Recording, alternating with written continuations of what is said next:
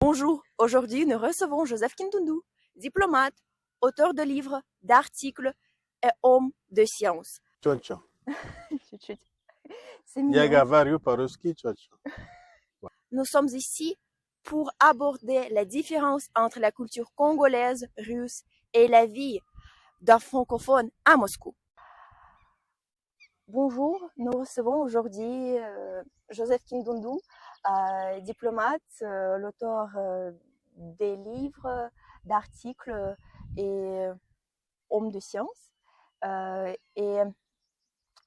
Aujourd'hui, nous aimerions d'aborder les questions liées avec la culture congolaise et russe et la vie d'un francophone à Moscou.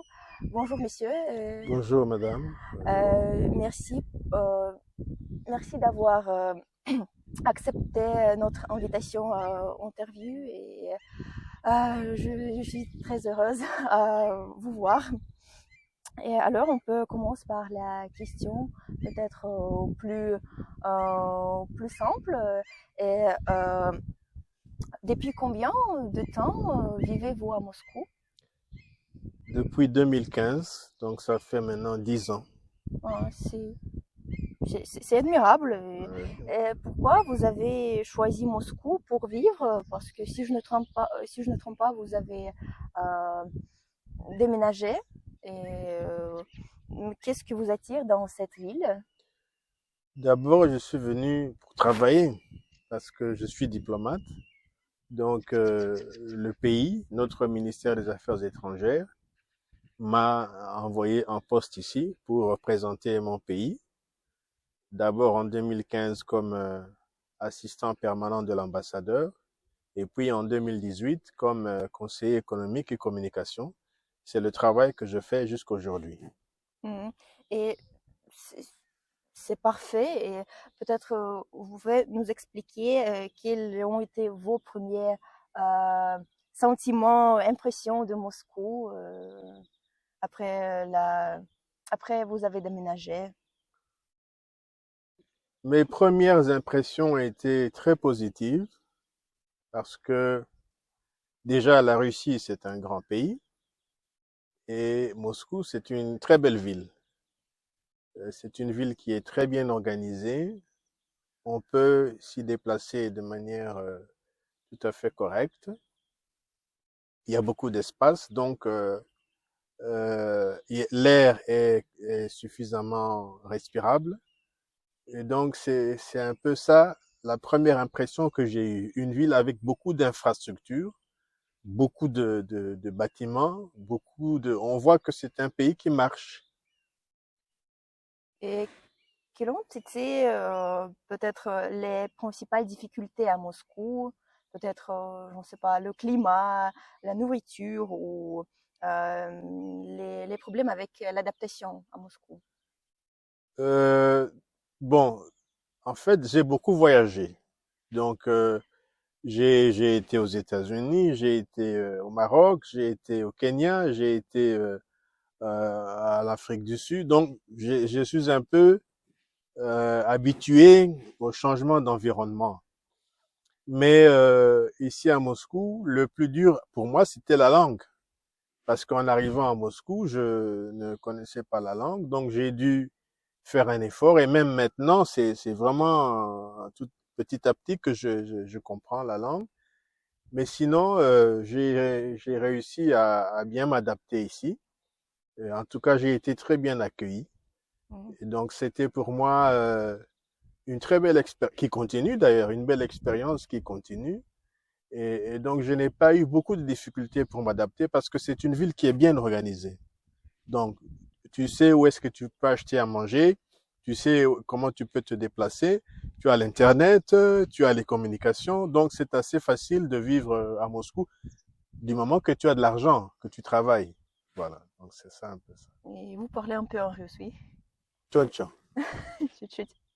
C'est mignon. Yagavario Paroski Tchotcho. Voilà. C'est mignon parce que oui, la langue russe est extrêmement difficile Ouais. et dure. Ouais. Et peut-être les choses, peut-être le plus surpris ou étonné à Moscou et en Russie en général? J'ai été très impressionné par le métro.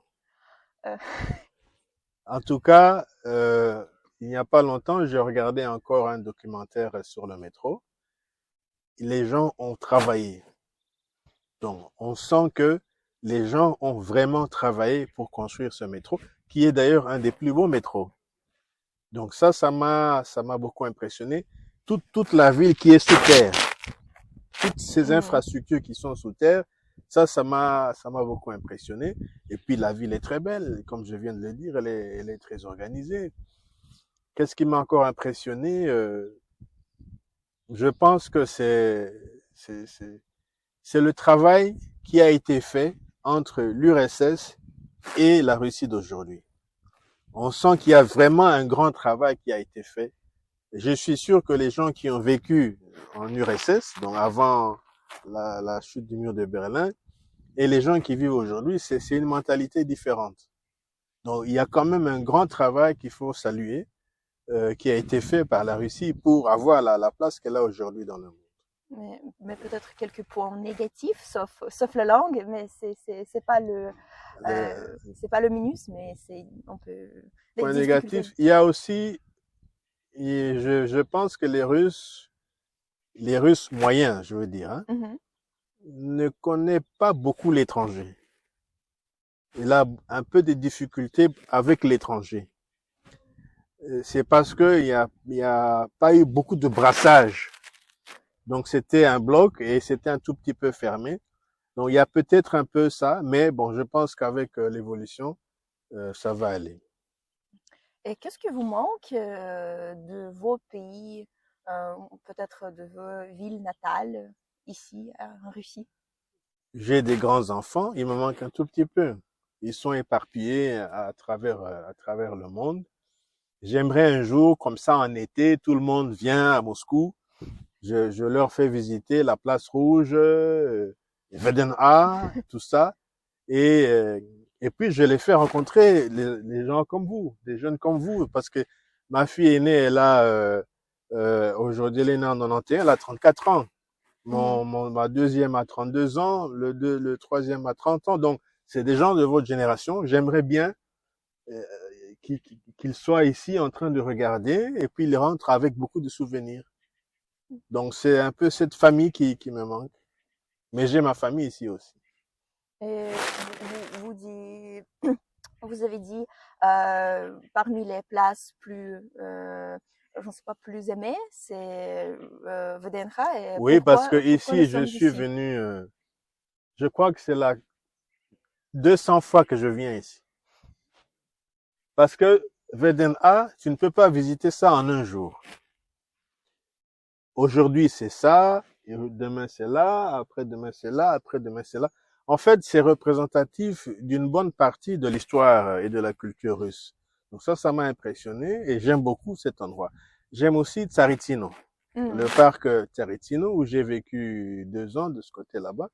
Là aussi, vous avez, parce que ce que les gens devraient savoir, c'est que la Russie a un patrimoine culturel très important, mais qui n'est pas très bien connu en dehors de la Russie. Et donc, cette richesse culturelle, ce grand patrimoine, ça, c'est vraiment quelque chose de très enrichissant. Et j'aime découvrir. Je suis allé à Saint-Pétersbourg, et là, vous avez le musée de l'Ermitage, qui est vous ne pouvez même pas visiter ça en un mois. Il faut peut-être 3, 4 mois pour bien visiter ça, parce que c'est tellement riche, c'est tellement grand. Donc, j'ai aussi aimé Sochi. J'ai été à Sochi, c'est formidable. J'ai été à Yalta, Mhm. j'ai été à Sébastopol. Donc, il y a vraiment beaucoup de choses à découvrir en Russie. Et donc, c'est tout ça. J'ai été à Sergei Posad, Mhm. où il y a un foyer culturel et religieux très important. Donc tout ça, ce sont des choses qu'il faut découvrir, qu'il faut apprendre à aimer. Et votre ville préférée en Russie, c'est Moscou, Moscou? Moscou. Ok. C'est extrêmement mignon. Ouais, c'est Oui, Moscou. et euh, parlez-nous un peu de votre pays, de votre ville natale. On peut, s'il vous plaît. Alors, moi, je viens de la République démocratique du Congo.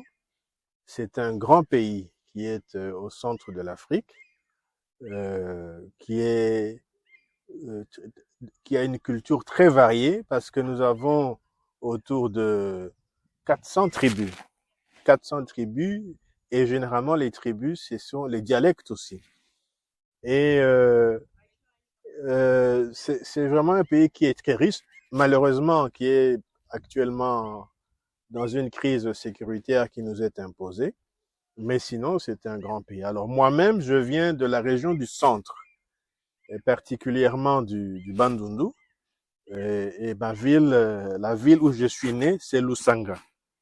Lusanga, c'est à l'intérieur de la province du Bandundu, dont je suis originaire. Et c'est là où je suis né, à l'époque, évidemment, où on venait de sortir de la colonie, parce que nous avons été une colonie belge. Et donc, je suis né dans ces conditions-là, il y a 64 ans. Donc, alors, la population congolaise est majoritairement composée de Bantous. Des Bantous qui sont panvitalistes. Panvitalistes, ça veut dire qui aiment la vie et qui sont soucieux de la préserver. Et avec la diversité culturelle qui compose cette population, nous avons un folklore très important. Il y a la musique, il y a l'artisanat, il y a l'écriture et bien sûr, il y a un peu, si vous voulez, le patrimoine immatériel qui sont toutes ces choses qu'on n'écrit pas, mais qui passent à travers la tradition, à travers les contes, à travers les chants, à travers les messages qui sont transmis des générations qui sont avant aux générations qui suivent. Donc, et avec la colonisation, il y a eu une grande capacité de formation, c'est-à-dire d'éducation des masses. Et c'est vrai qu'avec les difficultés, l'insécurité crée beaucoup de difficultés. Mais sinon, c'est un pays qui a une vocation à rayonner, à être un grand pays avec une culture très riche et avec une population très accueillante. Et, et donc, il faut espérer que dans les jours qui viennent, dans les mois qui viennent, les choses iront beaucoup mieux. Et quelles sont peut-être les principales différences entre notre culture, la culture congolaise et russe, que vous avez remarqué? Ici, les gens travaillent. Hein. Ici, on sent que les gens travaillent.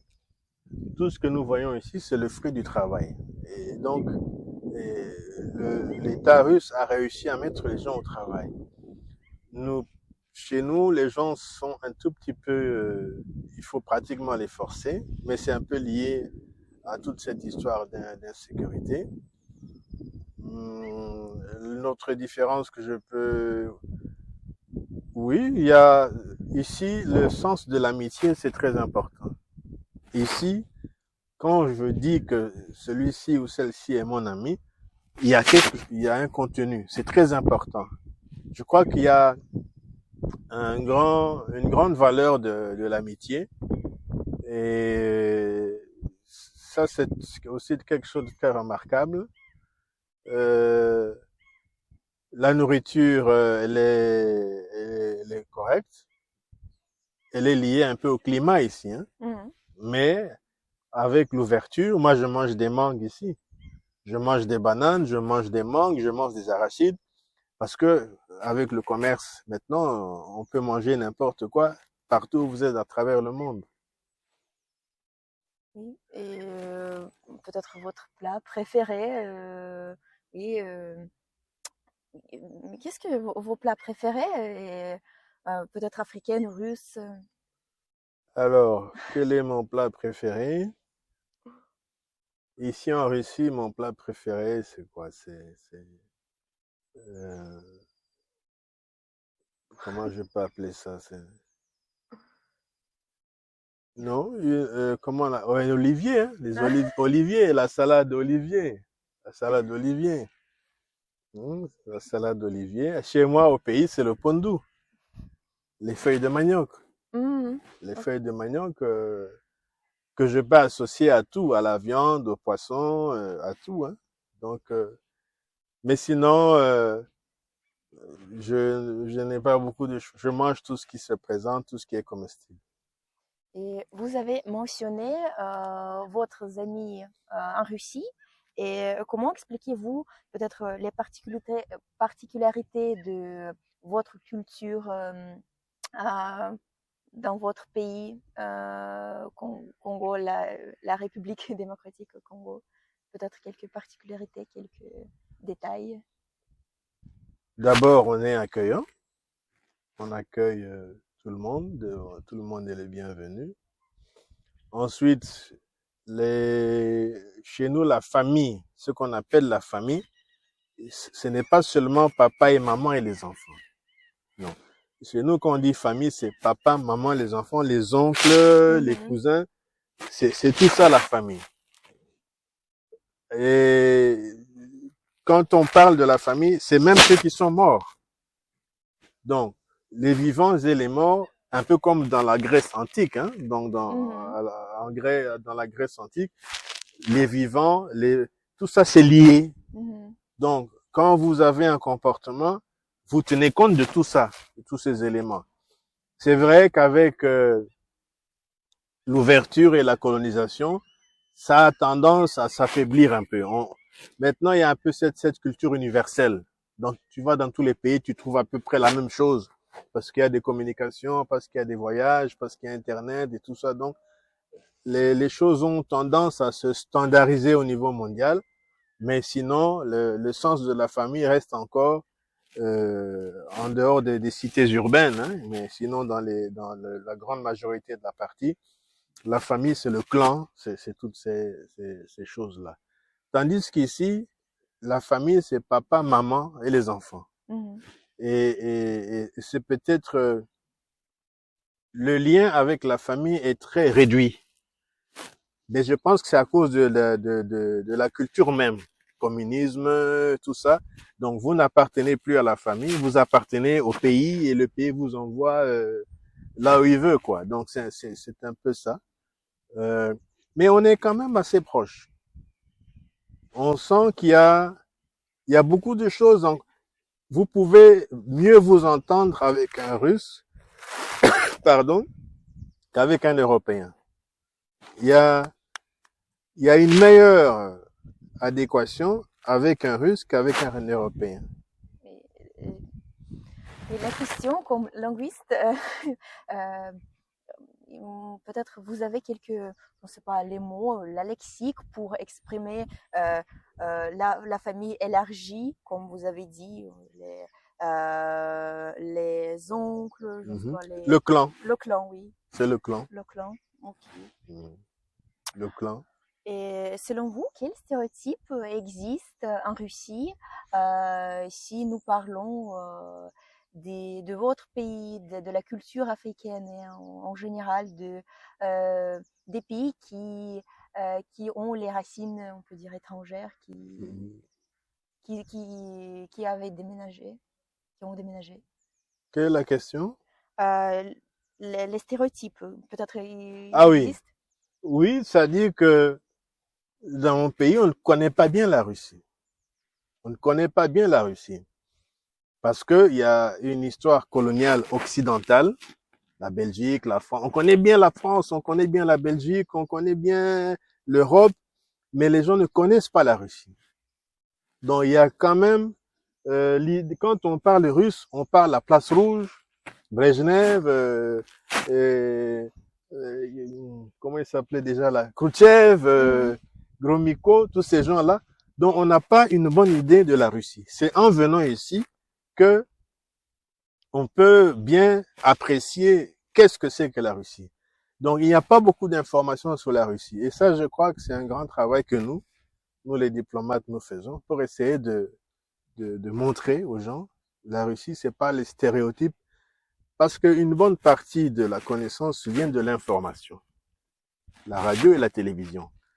Et donc, les informations qui sont souvent en Afrique sont des informations occidentales. donc qui donne une mauvaise image de la Russie. Je crois qu'il y a un effort qu'il faut faire pour qu'il y ait plus d'informations en provenance de la Russie elle-même, pour informer les Africains, pour informer le monde entier, pour informer les Chinois. Qu'est-ce que c'est que la Russie? Parce que la Russie, c'est un grand pays. C'est un grand pays. Il y a beaucoup de choses à découvrir en Russie. Donc, il y a le stéréotype de l'URSS qui est encore dans la tête des gens là-bas et qui est diffusé par une bonne partie de l'Occident. Et la question liée, euh, pourquoi vous avez choisi Russie, la Russie, parce que, comme vous avez déjà dit, il y a quelques, je ne sais pas, quelques informations pas vraies ou c'est pas le pays populaire pour travailler, éducation, pour éducation, je ne sais pas, pour la vie, pour le travail. Bon, moi, comme je vous ai dit, j'ai beaucoup voyagé. J'ai enseigné à l'université pendant 15 ans et j'ai enseigné les relations internationales. Mhm. Donc, j'ai donné 6 cours des relations internationales. J'ai donné organisation internationale, j'ai donné droit international privé, j'ai enseigné la déontologie des fonctionnaires internationaux, j'ai enseigné introduction aux relations internationales, j'ai enseigné organisation internationale africaine. Donc, j'ai quand même une certaine ouverture d'esprit et j'ai pensé que la Russie, c'est un pays où on peut apprendre beaucoup. Il y a l'université Lumumba, Patrice Emery Lumumba, il y a MGU chez vous là-bas. Donc, il y a beaucoup de choses qui motivent, qui poussent quelqu'un à apprendre. Et aujourd'hui, participez-vous à quelques événements, peut-être liés avec votre culture? Il y a euh, de temps en voilà. temps, au moment des événements, par exemple lors du premier sommet Russie-Afrique, lors du deuxième sommet Russie-Afrique, lors la première conférence ministérielle, il y a eu des délégations africaines qui sont venues. Et il y a eu des artistes qui sont venus, il y a eu des organismes d'investissement qui sont arrivés. Donc, forcément, de par le métier qui est le mien, on a été associé à tous ces événements là-bas pour essayer de montrer aux Russes c'est quoi le Congo, comment on peut investir au Congo, quelle est la culture congolaise. Donc, de temps en temps, on participe aussi, et à la fête de l'indépendance aussi, où on est obligé de participer. Donc, de temps en temps, nous participons aux événements qui sont organisés, oui. Pourrions-nous faire un petit stop pour vérifier les questions? Et comment passez-vous votre temps libre vivant ici? Alors, moi, j'aime bien la nature. D'ailleurs, s'il y a quelque chose qui me plaît avec un A, c'est la nature. Donc, j'aime bien être dans la nature, marcher dans la nature, observer la nature comme elle fonctionne. Pour moi, la nature, c'est un grand livre. C'est un grand livre qui me permet de découvrir les arbres, les plantes, les animaux, les oiseaux. C'est la marche dans la nature, ça c'est vraiment ma passion. Et que signifie pour vous être de porteur d'autres cultures, d'autres, on peut dire, background culturel? Bon, c'est-à-dire que nous sommes les ambassadeurs de notre pays.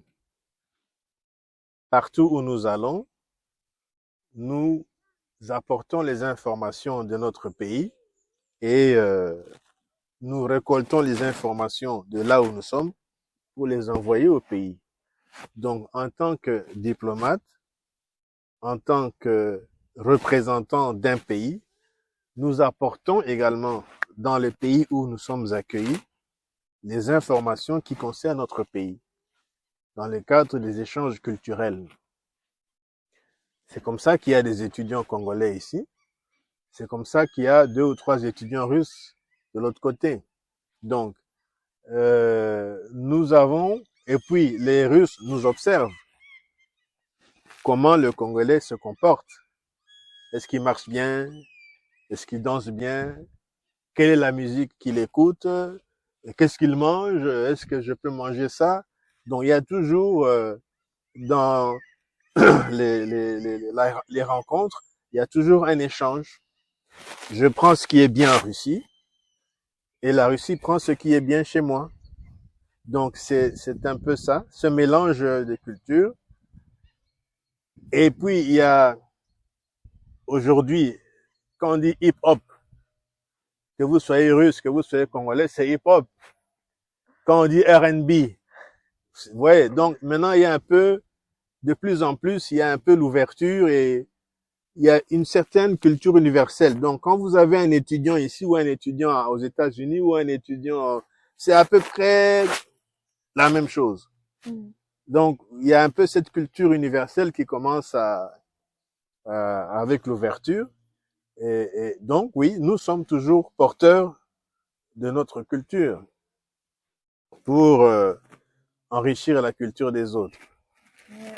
Peut-être quelques détails de votre bagage culturel, je ne sais pas, influence-t-il sur votre valeur, je ne sais pas, la vie privée, les relations entre les humains? Oui, c'est-à-dire que nous sommes ce que nous avons appris. Ce que je suis aujourd'hui, c'est tout ce que j'ai appris, tout ce que j'ai lu, tout ce que j'ai vu, tout ce que j'ai entendu. C'est ça qui me façonne aujourd'hui. Tous les lieux où je suis allé, tous les voyages que j'ai faits, c'est ça qui font la personne que je suis aujourd'hui. Ensuite, il y a l'éducation. L'éducation que j'ai reçue de mes parents, l'éducation que j'ai reçue à l'école, l'éducation que j'ai reçue de par moi-même dans la discipline pour façonner un homme respecté, qui est respecté et qui respecte les autres. Donc, l'éducation, la formation, les voyages, tout ça, ça forme quelqu'un. Ça vous fait une personnalité. Et puis, il y a le travail. Il y a le travail. Le temps que vous passez dans un travail vous influence également. Donc, moi, j'ai fait 15 ans en train d'enseigner à l'université. Ça m'a influencé. J'ai fait 11 ans comme diplomate. Ça m'a influencé. J'ai fait 14 ans comme chef de service commercial. Ça m'a influencé. Donc, tous ces éléments vous influencent forcément. Et peut-être la dernière question. Quels sont vos projets à l'avenir? Peut-être, je sais pas, voyager, visiter d'autres villes en Russie ou rester ici, je sais pas. D'abord, je continue le travail que je fais et j'espère devenir un modèle pour la jeunesse, pour devenir un modèle pour la jeunesse. Peut-être parce que j'ai 64 ans, donc on commence un peu à regarder la retraite un tout petit peu. Mais j'aimerais quand même continuer dans l'enseignement pour donner à la jeunesse tout ce que j'ai appris, pour apporter à la jeunesse tout ce que j'ai appris. J'ai beaucoup appris dans la vie et je ne dois pas garder ça pour moi. Je dois transmettre aux jeunes qui doivent venir me poser des questions. Ça c'est comment, pour donner aux jeunes les instruments pour qu'ils réussissent dans la vie. Voilà, ça c'est vraiment mon souhait. C'est le but. Voilà. Oui. Merci pour notre conversation. C'est moi qui vous remercie. Merci. Oui. Peut-être, je ne sais pas, quelques les phrases plus simples, ou je ne sais pas, parler. Dans ma langue maternelle? Oui, s'il vous plaît. Bon. Ame yula munu, mutu bwana Kikongo. Sa Kikongo kendi nga la bête.